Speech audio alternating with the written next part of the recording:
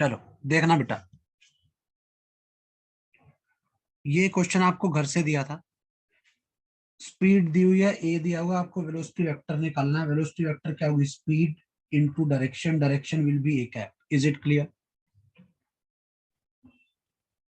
Direction will be A cap. Is it clear? Yes. बोलो बेटा, समझ में आ गया क्या किया?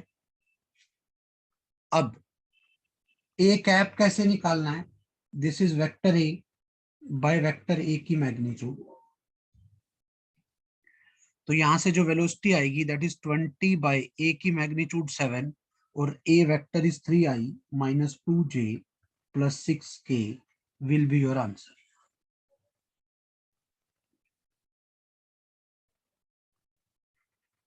Will be your answer. Is it clear?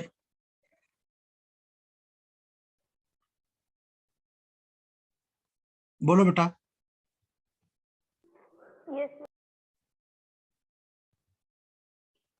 कोई डाउट है यहां तक?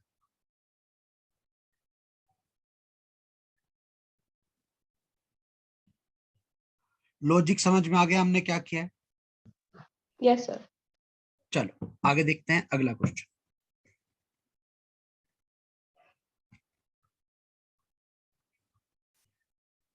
वेक्टर ए दिया है 6i cap plus 8j cap minus 12k cap. Vector B दिया है 9i cap plus xj cap plus yk cap. Find the value of x and y। Find the value of x and y such that vector A and vector B are parallel। आपको x और y की value बतानी है ताकि vector A और vector B parallel हो, ताकि vector A और वेक्टर B पैरेलल हो।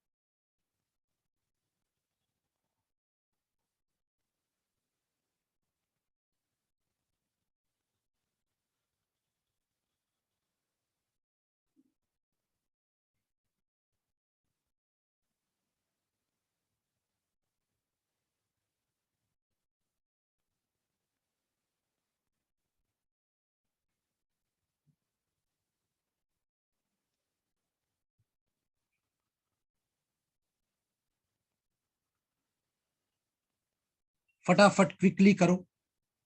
पैरेलल हो, जब भी दो वेक्टर पैरेलल हो तो हम वेक्टर ए को लिख सकते हैं k टाइम वेक्टर बी, या बी को लिख सकते हैं k टाइम वेक्टर ए। तो रेशो सेम होनी चाहिए। 6/9 should be 8/x should be -12/y। ठीक है बेटा, पैरेलल तभी होंगे, ये शॉर्टकट है पैरेलल वाले क्वेश्चन करने का, जब इनकी रेशियो सेम हो। तो 6/9 should be 8/x should be -12/y। 3 पे गया बेटा 2/3 should be 8/x should be -12/y। तो x की वैल्यू आ गई 12, y की वैल्यू आ गई 6/18। कोई डाउट है यहां तक? बोलो बेटा। No sir. Is it clear? Yes sir. Logic समझ में आया हमने? लॉजिक समझ में आया हमने क्या किया है? चलो आगे देखते हैं।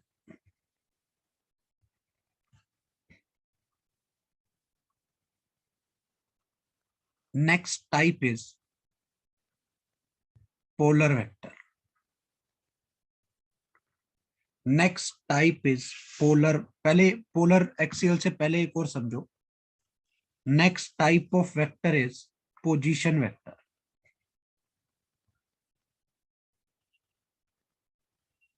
ध्यान से समझना.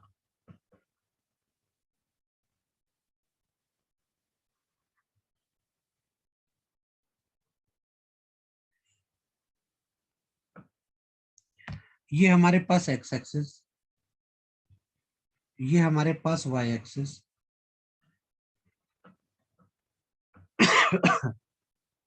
यहां पे मेरे पास वेक्टर है x y z.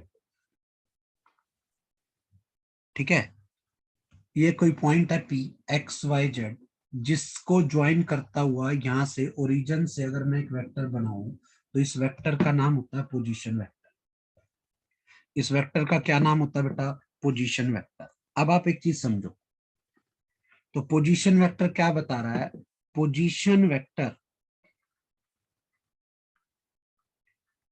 tells us the position of a point with respect to origin. इसीलिए जब हम वेक्टर r को लिख रहे हैं वो लिखते हैं x minus zero i cap plus y minus zero j cap plus z minus zero k cap. तो ये आ गया x i cap plus y j cap plus z k cap. ये पोजीशन वेक्टर लिखने का तरीका है. कोई doubt? No, sir. Position vector हमें ऐसे लिखना है. किसी को कोई डाउट है?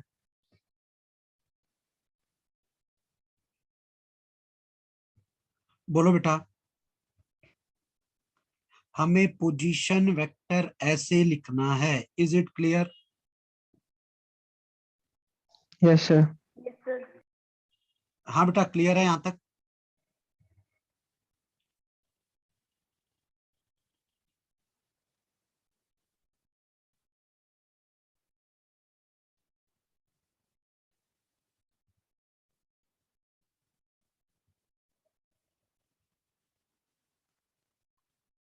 आगे देखते हैं. ऐसे ही होता है हमारे पास एक डिस्प्लेसमेंट वेक्टर.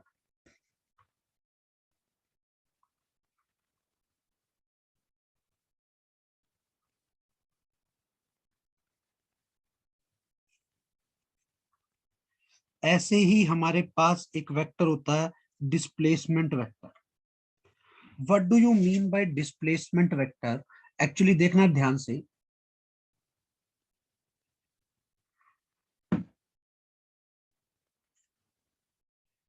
यही ये एक्स एक्सिस,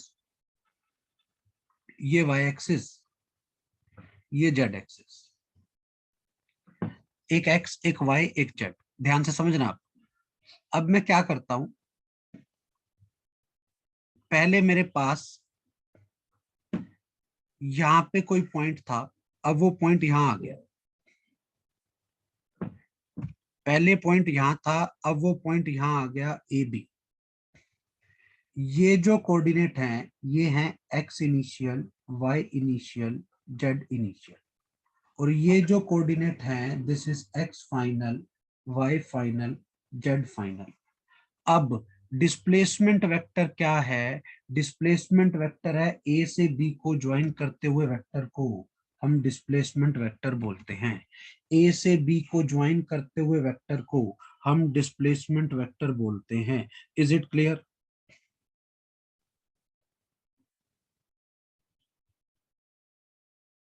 हाँ बेटा, लॉजिक समझ में आया मैंने क्या किया क्या नहीं? Yes, sir.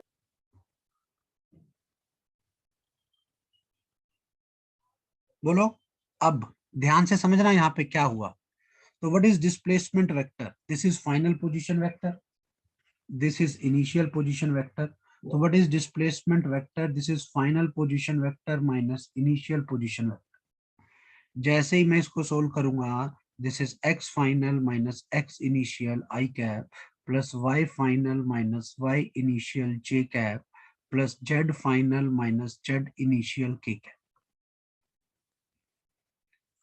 अपने लिए डिस्प्लेसमेंट का वेक्टर का ये वाला फॉर्मूला मोस्ट इंपॉर्टेंट है, जो आपको पता होना चाहिए। मतलब है डिस्प्लेसमेंट वेक्टर आपको एक वेक्टर की पोजीशन बता रहा है with respect to its initial position. तो displacement vector tells us the position of an object with respect to its initial position. With respect to its initial position. बिल्कुल same line पे अगला type होता है polar vector. ये वो vector होता है विच गिव्स लीनियर इफेक्ट, जो कैसा इफेक्ट देता है हमारे को, लीनियर इफेक्ट, उसको हम पोलर वेक्टर बोलते हैं। जैसे फोर्स, डिस्प्लेसमेंट, उसको हम ऐसे बोलते हैं। और you can say which have point of application, जिसका एक पॉइंट ऑफ एप्लीकेशन हो, जिसका क्या हो, एक पॉइंट ऑफ एप्लीकेशन की वो कहां पे लग रहा है, जिसका एक पॉइंट ऑफ एप्लीकेशन हो, उसको हम बोलते हैं कौन सा वेक्टर, पोलर वेक्टर। जैसे फोर्स किसी एक पॉइंट पे लगती है तो उसका अपना एक पॉइंट ऑफ एप्लीकेशन है, उसको हम बोलते हैं polar vector. Is it clear? Yes sir. ठीक है, बिल्कुल सेम लाइन पर उसके बाद एक और होता है दैट इज एक्सियल वेक्टर। वो कौन सा वेक्टर है बेटा? Axial vector. कौन सा वेक्टर है? Axial vector.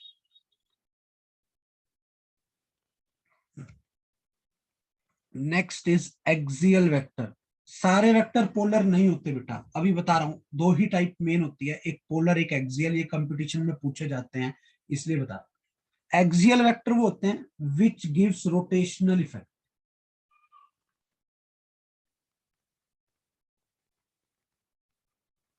इसी का दूसरा नाम होता है सूडो वेक्टर। जैसे टोर्क, टोर्क किसी पॉइंट पे थोड़ी लगता है, टोर्क तो एक फोर्स का एक एक्सिस के अबाउट, वो एक्सियल वेक्टर है। Generally cross product of two polar vector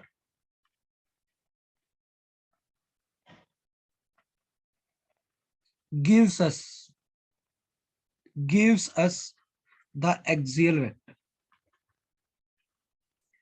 Generally cross product of two polar vectors gives us the axial vector.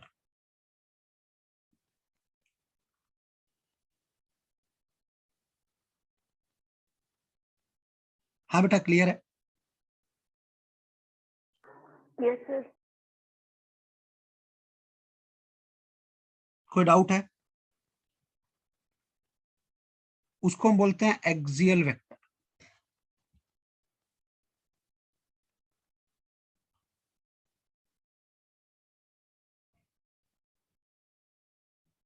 ठीक है, अब देखते हैं आगे। ये थे टाइप ऑफ वेक्टर्स,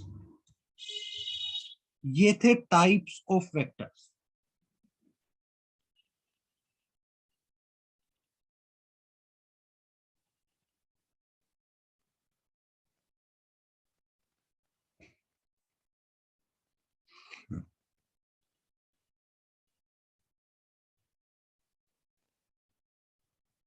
देखना अब आगे ध्यान से। Next is addition of vectors. या पहले वेक्टर्स पे हम क्या क्या ऑपरेशन लगा सकते हैं वो समझना। हम वेक्टर्स पे क्या क्या ऑपरेशन लगा सकते हैं। स्केलर में स्केलर ऐड करें, स्केलर आ जाएगा। स्केलर में से स्केलर माइनस करूं, स्केलर आ जाएगा। स्केलर और वेक्टर को मैं ऐड नहीं कर सकता, वेक्टर में वेक्टर ऐड करूं, आंसर वेक्टर आ जाएगा। वेक्टर में से वेक्टर माइनस करूं, आंसर वेक्टर आएगा। ठीक है, स्केलर को वेक्टर से मल्टीप्लाई करूं, आंसर वेक्टर आएगा। वेक्टर को स्केलर से डिवाइड कर दूं, आंसर वेक्टर आएगा। स्केलर को वेक्टर से डिवाइड नहीं कर सकता क्योंकि डिनोमिनेटर में वेक्टर नहीं आना चाहिए। वेक्टर को वेक्टर से डिवाइड नहीं कर सकता। वेक्टर को वेक्टर से मल्टीप्लाई करूं तो आंसर स्केलर भी आ सकता है और वेक्टर भी आ सकता है। ऑपरेशन समझ में आ गई? हम वेक्टर्स पे क्या क्या ऑपरेशन लगा सकते हैं। Is it clear? Yes, sir. Yes sir. हाँ जी, लॉजिक समझ में आया? हम वेक्टर्स पे क्या क्या ऑपरेशन लगा सकते हैं, यहां तक किसी को कोई डाउट है?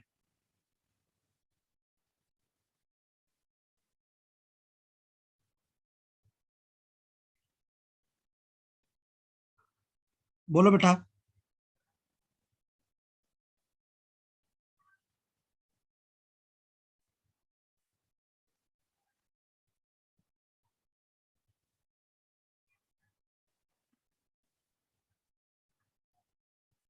ठीक है, आगे देखते हैं।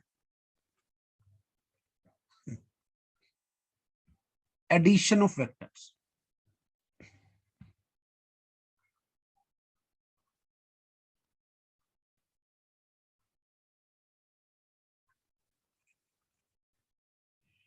Next is addition of vectors, कि हमें वेक्टर्स को ऐड कैसे करना है, अब हम ये देख रहे हैं। How to add the vectors. Addition of vectors, पहली कंडीशन, टू ऐड टू और more vectors,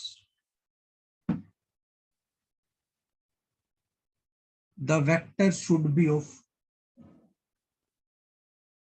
same nature. Vector same nature के होने चाहिए। मतलब फोर्स में फोर्स ऐड हो सकती है, मैं फोर्स में वेलोसिटी को ऐड नहीं कर सकता। फोर्स में फोर्स ऐड हो सकती है, मैं फोर्स में वेलोसिटी को ऐड नहीं कर सकता। We can add force in force but we can not add force in velocity. हम फोर्स में वेलोसिटी को ऐड नहीं कर सकते, फोर्स में फोर्स को ही ऐड कर सकते हैं। Is it clear? Yes, sir. कोई डाउट है यहां तक?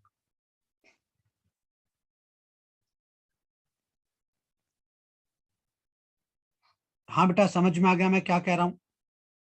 Yes sir. अब एडिशन के तीन मेथड है। एक है triangle law of vector addition,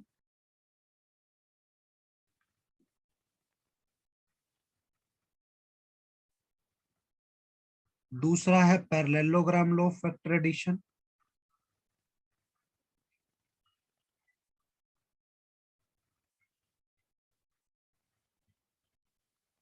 और तीसरा है polygon law of vector addition.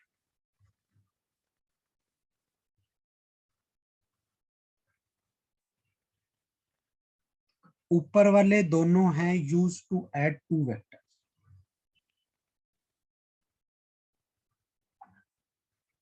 और लास्ट है use to add more than two vector.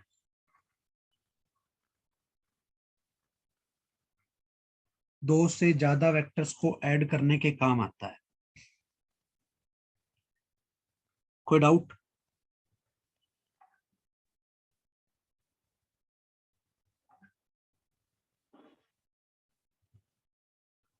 हाँ जी, क्लियर है यहां तक? Yes sir.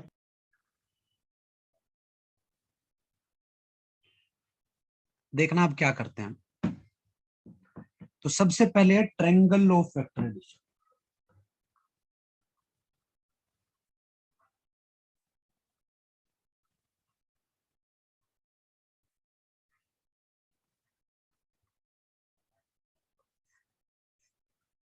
Triangle law of vector addition, सबसे पहले है triangle law of vector addition.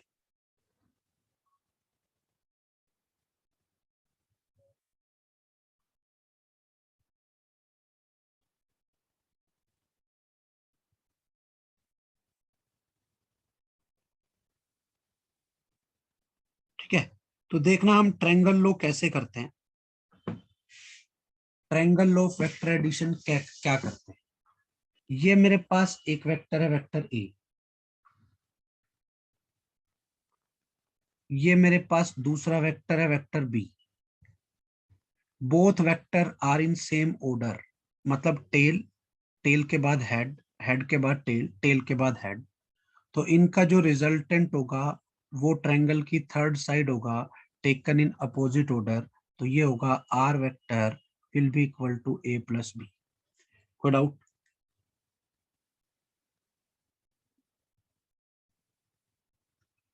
कोई डाउट है यहां तक?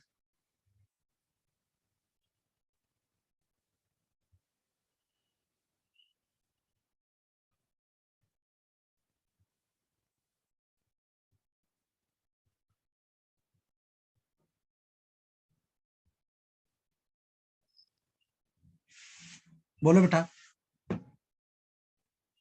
अब यहां से if two vectors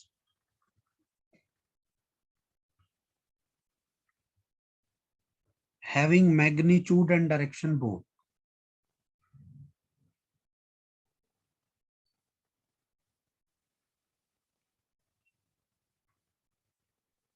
can be taken as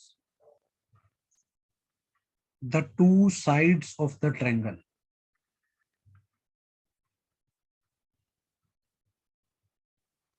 in same order, then their resultant will be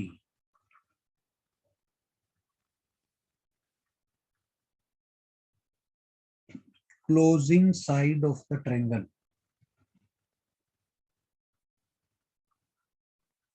taken in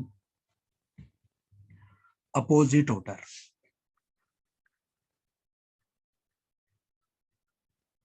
हाँ जी, क्लियर है यहां तक? बोलो बेटा। ठीक है, अब यहां से देखना क्या क्या पॉइंट्स बनते हैं, उनको अब बड़े ध्यान से समझना है यहाँ पर। ठीक है, कि अब हम क्या लॉजिक्स बनाएंगे यहाँ पर। पहले तो मैं सिंपल से वेक्टर पे बेस क्वेश्चन करा रहा हूँ, फिर इसकी मैग्नीट्यूड पे आऊंगा यहीं से। ध्यान से समझना। ये मेरे पास वेक्टर है,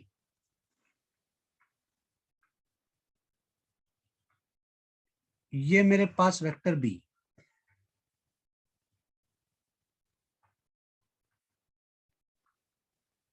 और ये मेरे पास वेक्टर सी। हाँ जी, क्लियर है? Can you tell me A plus B plus C? A plus B plus C आप मुझे बता सकते हो कितना आएगा? 0। जीरो। क्यों आएगा जीरो? क्योंकि सी ए और बी के रिजल्टेंट का अपोजिट होएगा। हाँ, क्योंकि सी ए और बी के रिजल्टेंट का अपोजिट होगा। या दूसरा आप देख सकते हो, तीनों सेम ऑर्डर में है, जहां से स्टार्ट हुआ वहीं पे खत्म, इसलिए तीनों का रिजल्टेंट जीरो आएगा। इसीलिए तीनों का रिजल्टेंट जीरो आएगा। Is it clear? बोलो बेटा। लॉजिक समझ में आया मैंने क्या किया है?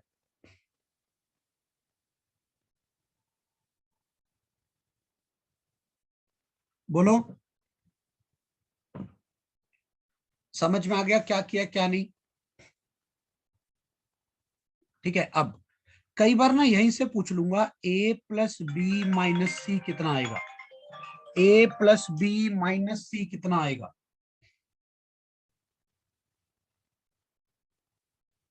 देखो, अब ए प्लस बी की जगह क्या है? माइनस सी।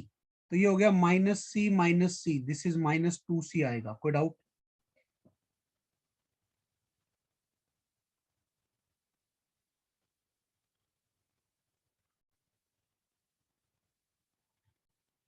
बोलो। -2c आएगा। क्यों? ए प्लस बी की जगह यहां से -c रखती है। Are you getting my point? ठीक है, अब सुनना यहां से, ध्यान से सुनना। जो पॉइंट बन रहा है यहां से, ट्रायंगल लॉ पे बेस्ड पॉइंट है ये पहले। The minimum number of vectors having equal magnitude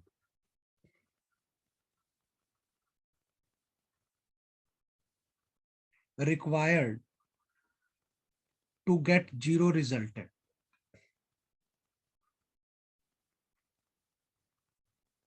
is कितने चाहिए? बोलो। 2। 2। अगर अपोजिट डायरेक्शन में हो जाएंगे तो आंसर जीरो हो जाएगा। हाँ जी, क्लियर है? The minimum number of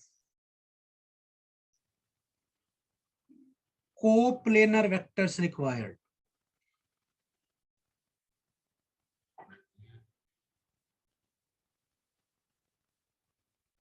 to get zero resultant. बोलो। इज हाँ जी 3। क्यों? ट्रायंगल के वेक्टर एक प्लेन में ही होते हैं, इन तीनों का रिजल्टेंट 0 आया है, दिख रहा है? अब कुछ बोला नहीं ना इक्वल मैग्नीट्यूड या नॉन इक्वल मैग्नीट्यूड, इसलिए 3। The minimum number of non coplanar vectors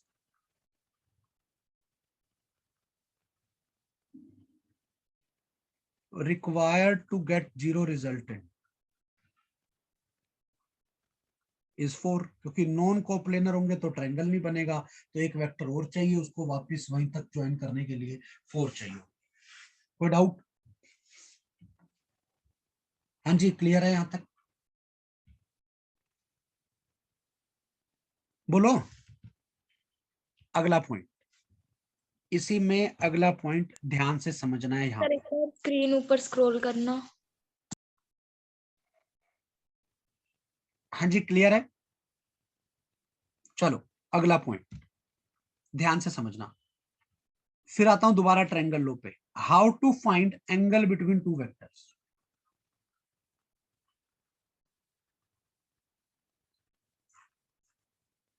ये एक वेक्टर, ये दूसरा वेक्टर, इनके बीच का एंगल 30 डिग्री है। ये ए वेक्टर है, ये बी वेक्टर है। What is the angle between A and B? बोलो। 30 degree. Angle is always taken from head to head और टेल टू टेल। छोटे वाला एंगल लेना होता है π/6। बिल्कुल सेम लाइन पर, यहीं पर एक ये वेक्टर है, दूसरा ये वेक्टर है। ये वाला एंगल भी 30 डिग्री है। अब ये P है, ये Q है। Angle between P and Q बोलो।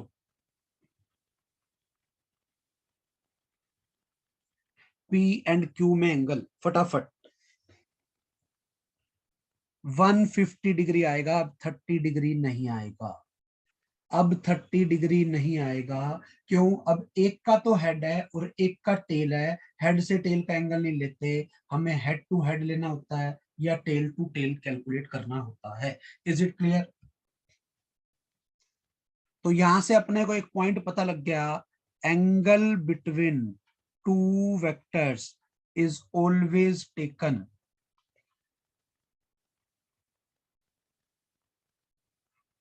फ्रॉम हेड टू हेड और tail to tail. Angle between two vectors is always taken from head to head और tail to tail। head to head लेते हैं या हम tail से tail लेते हैं। Is it clear?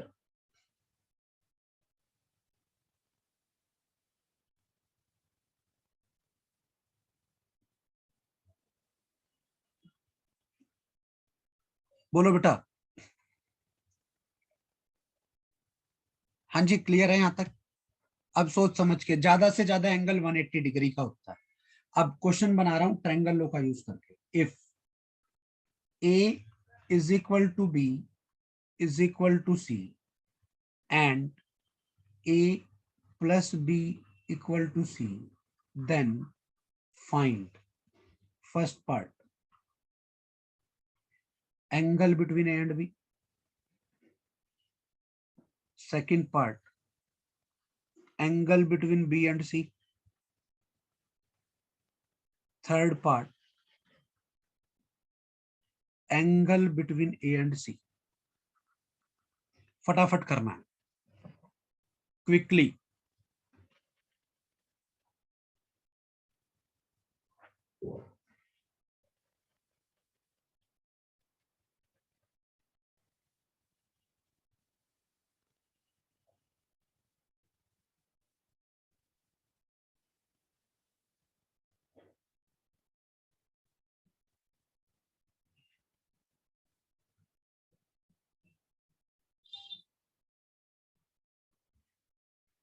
फटाफट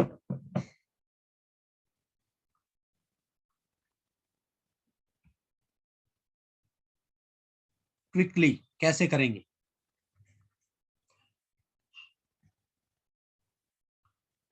कोई कैलकुलेशन नहीं, कोई कुछ नहीं, ज्योमेट्री से करना चाहिए। हाँ, क्यों आता है, कैसे आता है, देखते हैं।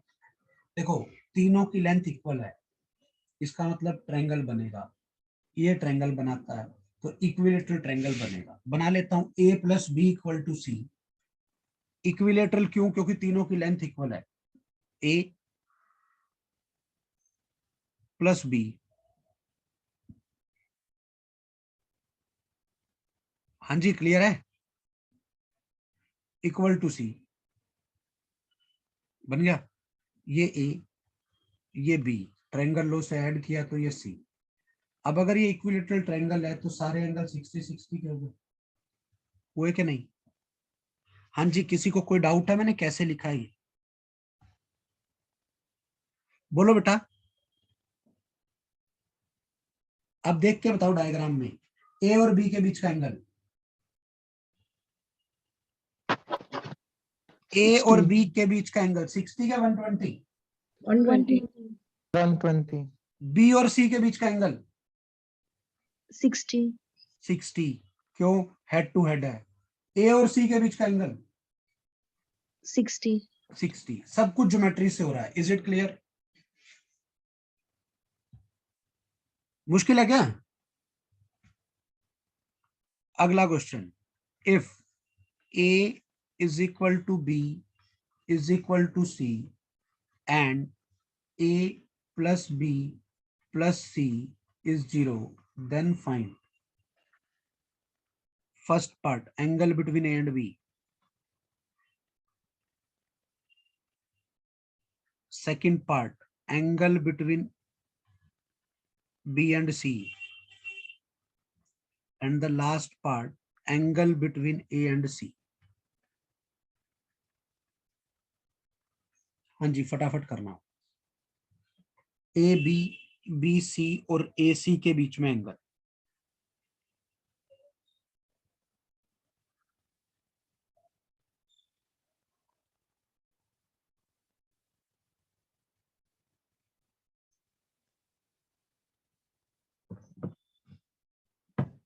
अब देखो, अब तीनों का सम 0 चाहिए बेटा, डायग्राम के हिसाब से। अब डायग्राम अगर आप बनाओगे, अब आपको तीनों का सम 0 चाहिए, तो ये a प्लस बी प्लस सी ऐसे बनेगा डायग्राम, और तीनों की लेंथ इक्वल है, मतलब सारे सारे एंगल 60-60 के। अब सोच के बताओ मेरे को बेटा, ए और बी में एंगल 120, ये भी 120 और ये भी 120, आंसर। कोई डाउट?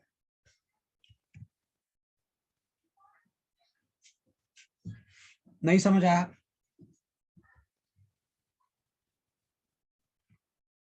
कोई डाउट है? सब ज्योमेट्री से।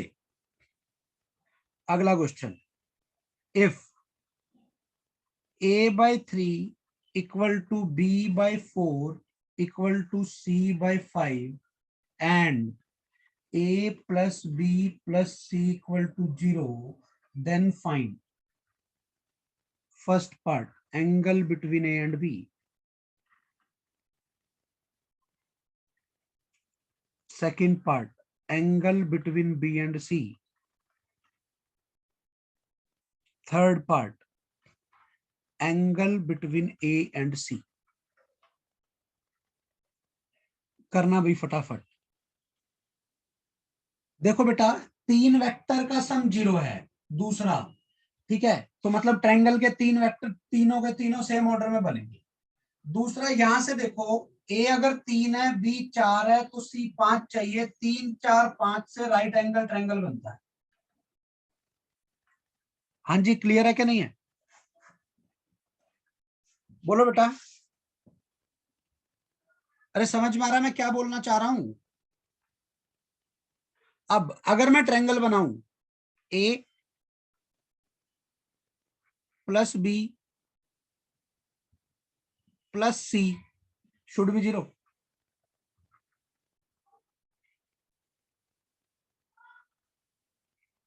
इसकी लेंथ 3, इसकी लेंथ 4, इसकी लेंथ 5, तभी तो होगा ना 3 4 5। बोलो बेटा, क्लियर है यहां तक? अब समझो, अपने को पता है 3 4 5 में ये वाला एंगल 53 डिग्री का होता है और ये वाला एंगल 37 डिग्री का होता है, पता है सबको? बोलो बेटा। 3 4 5 फिजिक्स में ये एंगल बहुत ज्यादा यूज होते हैं, एक 53 एक 37। कोई डाउट? नहीं पता हो तो याद रख लेना, ठीक है। अब ए और बी के बीच का एंगल बोलो बेटा 90 डिग्री। बी और सी के बीच का एंगल, सोच समझ के आंसर। बी और सी के बीच का एंगल 37 है या नहीं है? बी और नहीं है। सी के बीच का angle, angle between B 143. 143, this is 180 minus 37 which is 143। A और सी के बीच का एंगल